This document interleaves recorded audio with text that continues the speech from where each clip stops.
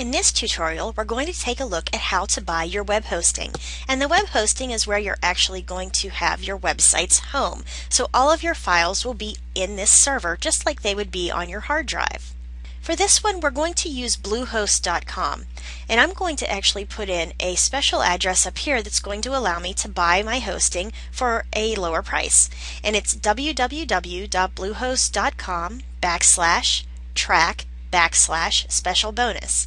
And I'm going to go ahead and click enter, and it will take me to a certain page.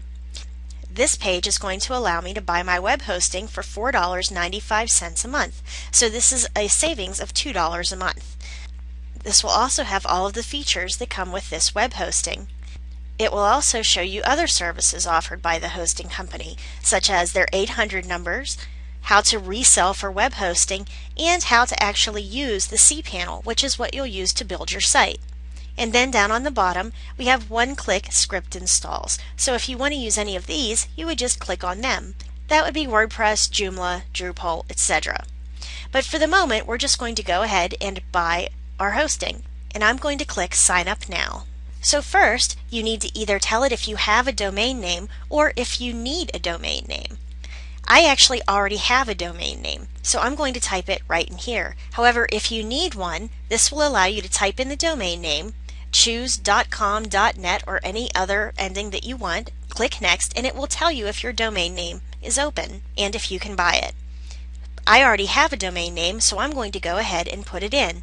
And I'm going to put it in as illustrated underneath, which is just the name of my site, which is WordPress tutorial hub.com, and I'm going to click Next. If I have any questions, you can start right here to chat with one of their customer service representatives, or you can call them at these 800 numbers. I'm going to go ahead and click Next. Now I'm actually going to be transferring my domain to Bluehost because I already own the domain name, and the domain I own is WordPressTutorialHub.com. You can also choose .net, .org, .info, and .biz. Each of these additional domains cost $11.95, so you can add those on if you don't already own them. Next, I'm going to fill out the account information, including my business name if I have one, my first and last name, my street address, city, state, zip code, phone number, and email address. You can also put in your mobile phone number if you wish.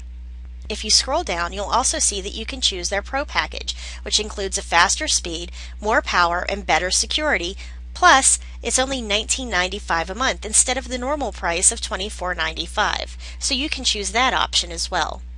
Underneath that is our package information, whether you want to start with 3 years, 2 years, 1 year, or if you just want to do a Pro for a 12-month price for $19.95, as explained up in that box above. We're going to go ahead and buy for 24 months. You can also choose the Site Lock Domain Security and the Site Backup Pro. To find out more information about those, you'll just click in those boxes. Again, you can read all the information about this option and chat with a live person or go ahead and call their 800 number. Finally, you're going to go down to billing information. It automatically will bring up the credit card information, or you can click on more payment options and decide to pay with PayPal. I'm going to be using a MasterCard to pay for this account, so I'm going to use the drop-down next to card type, put in MasterCard, and then fill out my credit card number, expiration date, and then the 3-number security code on the back of the card. Once that's done, I'm going to click on I confirm I have read and agree to the terms of service and cancellation policy. Always read those before you click them because you're basically giving this your signature that you've read them. I'm going to go ahead and put my information in now. Next, it's going to ask for any upgrades that suit my needs, including additional domain names, as I've discussed before. And it also includes available domains that are close to the name that I've already chosen. And if I want to search for a domain to register, I can do that as well. For the additional domain names, they're $11.95 per year. For the Big Senders email attachments, this allows me to put big files into the cloud and share them through email. This goes up to 2 gigabytes. If you decide to use this service, it's $9.95 a month and you'll add it to your cart. You can also back up your Pro with the Site Backup and Restore tool, which is $12.95 a year. That could very well be worth it, especially if this is the first website that you've put together. This makes sure that you don't lose your website and that it's always backed up correctly. There is also a dedicated IP address. That means that only one IP address is tied to your account and only your account for $30 a year.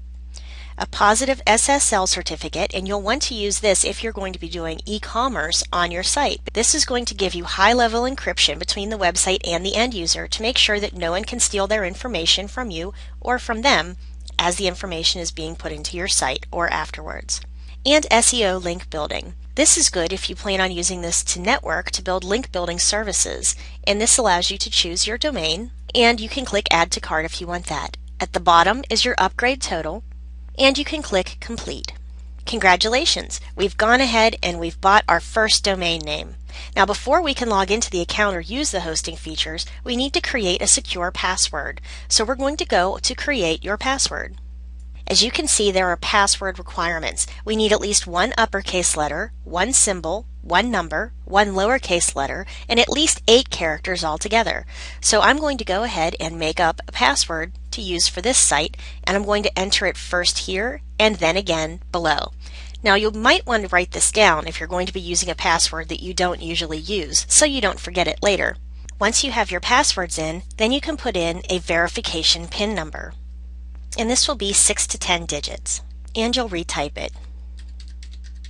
If your PIN entries don't match, it will tell you, and you can go in and put them in again. Once you have your passwords and your verifications matching, we'll click Submit. Now it's going to ask us to enter our password and log in again. And click Login. And this will take us into our cPanel. If you need help, you can click on Get Started Now to take you through the process. Or you can click No Thanks, I'm Fine. And either way, you can click on the box that says Don't show this again and choose Help or No Help. And now you're ready to go. I hope you've enjoyed this tutorial, and we'll see you for the next one.